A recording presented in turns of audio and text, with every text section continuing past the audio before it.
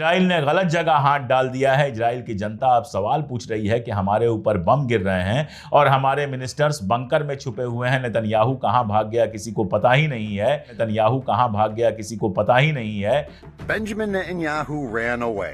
He started a huge Israel की सड़कों पर बवाल मचा हुआ है। आपस में ही लोग लड़ रहे हैं। शायद कितनी जल्दी सेफ हाउस में घुस जाएं, कितनी जल्दी बंकरों में घुस जाएं, अपनी जान बचा लें, इसके लिए आपस में लड़ाई हो रही है। एक और वीडियो आया था जिसमें एक आदमी सिर्फ चड्डी पहन के सड़क पर निकल गया था सेफ बंकर में जाने के लिए। वो वीडियो मैं यहां पर दिखा नहीं सकता, लेकिन इजराइल में तबाही मची हुई है, हालत खराब है। जिस तरह के वीडियोज आ रहे हैं, जिस तरह के तस्वीर लगी हुई है, जिस तरह के वीडियोज आ रहे हैं, इन सारी चीजों को देखकर समझ में आ रहा है कि इजराइल के साथ वो हो रहा है जो उसने सोचा नहीं था। असल में अमेरिका के भरोसे था इजराइल, और अमेरिका भी हमेशा इजराइल के साथ खड़ा रहा ही है, इसमें कोई दो राय नहीं है। जो जहाजें हैं इजराइल के पास, जो बम हैं, जो सारी चीजें हैं, वो अगर अमेरिका, ब्रिटेन और बाकी सारी कंट्रीज नहीं होती तो उनके पास नहीं होता।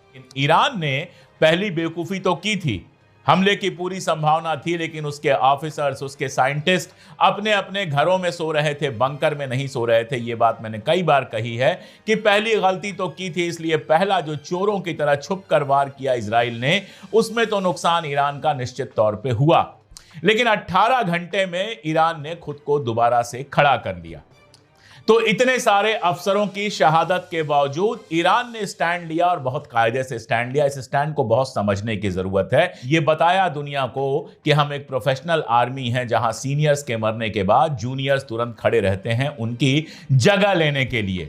ईरान ने यह तय किया कि इजराइल पर तो हम जबरदस्त हमला करेंगे, ऐसा हमला करेंगे कि इजराइल दहल जाएगा। यह बात तो बिल्कुल क्लियर थी कि उसमें कहीं से कोई रोक टोक, कोई दबाव छिपाव नहीं था। यह बेहद होशियार और दिमाग से बनाई हुई स्ट्रेटजी थी, नी जर्क रिएक्शन करके कुछ ऐसा कर देने के कि तुरंत अमेरिका लड़ाई में शामिल हो जाए।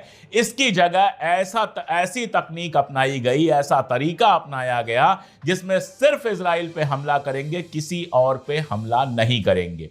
लेकिन साथ में यह तय किया कि अमेरिका के जो ठिकाने हैं अगल बगल, या ब्रिटेन के जो ठिकाने हैं अगल बगल, उन ठिकानों के ऊपर हम हमला नहीं करेंगे, और ना ही अमेरिका या इंग्लैंड के किसी बेस पर हमला करेंगे। देखिए, एलन मस्क का कल 2 ट्वीट बहुत ज्यादा वायरल हो रहा था। पहला वो ट्वीट था जिसमें वो कह रहे थे कि हम स्टार लिंक का एक्सेस देंगे ईरान को, ताकि वहां इंटरनेट की सेवाएं चलती रहें। ऐसे ही बहते हुए पानी में हाथ धोने वालों ने खड़े होकर कहना शुरू कर दिया कि अरे एलन मस्क तो ईरान के साथ आ गया।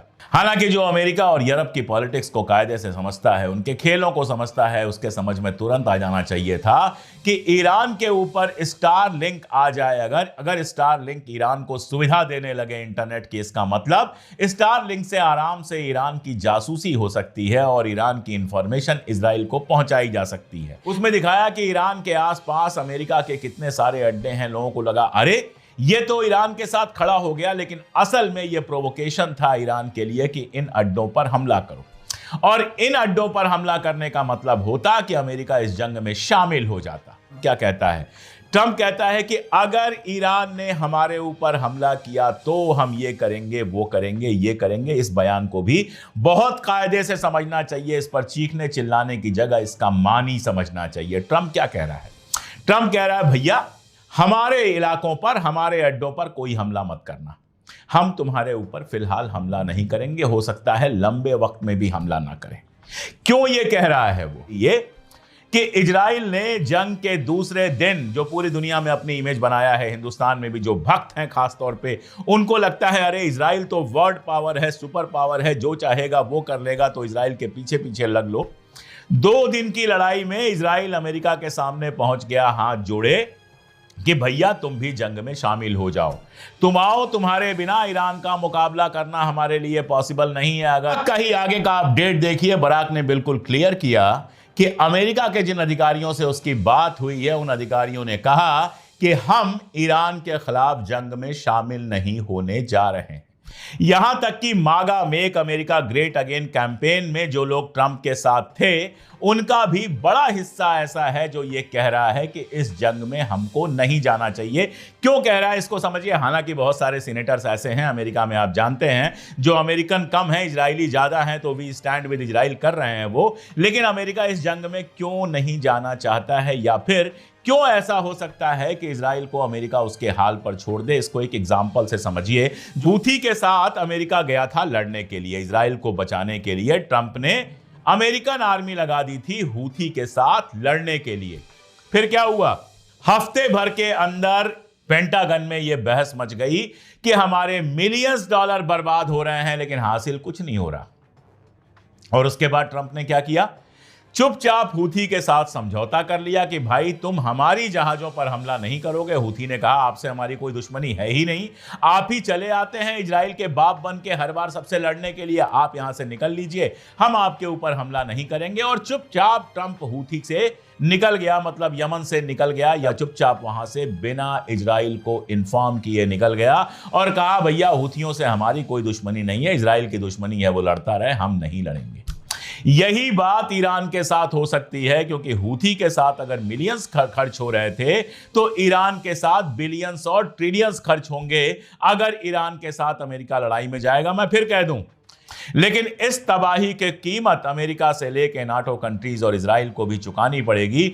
अब अमेरिका फिलहाल वो कीमत चुकाने के लिए तैयार नहीं है, आगे वो तैयार होता है कि नहीं होता है ये देखना पड़ेगा। और ये इंटरेस्टिंग इसलिए है कि हालांकि ओमान के विदेश मंत्री ने यह कह दिया है, बिल्कुल साफ साफ कह दिया है अब, कि जो बातचीत होनी थी ईरान और अमेरिका की वो नहीं होगी। ईरान ने भी कहा है कि इन हालात में इन बातचीत का कोई मतलब नहीं है, लेकिन अभी भी अमेरिका कह रहा है कि फिलहाल बातचीत कैंसिल हो गई, आगे हम बात करने को तैयार हैं जब भी, कि या तो अगले 3-4 दिन में यह जंग खत्म हो जाएगी और या फिर यह जंग बहुत लंबी चलने वाली है, इतनी लंबी जितना ना आप सोच सकते हैं ना हम। और देखिए यानी क्या है, ईरान की जो मिसाइलें हैं वो इजराइल के कोने कोने में पहुंच सकती हैं। इजराइल की मिसाइलें ईरान के कोने कोने में नहीं पहुंच सकती हैं। इतना बड़ा एरिया है कि वो आराम से अंदर अंदर शिफ्ट कर सकता है, आराम से अपनी स्ट्रेटजी को शिफ्ट कर सकता है। इसलिए इजराइल का ईरान से सीधे मुकाबला जो है इजराइल के लिए लगातार मुश्किल हो रहा है। फिलहाल टर्की की बात कर लेता हूं सबसे आखिर में। टर्की का जो अखबार है, उस अखबार की अगर रिपोर्टिंग आप पढ़ेंगे तो वो पूरी तरह से ईरान के साथ खड़ा नजर आता है, और यहां तक कि एर्दोगान के बयान भी हैं इजराइल के खिलाफ। लेकिन टर्की सबसे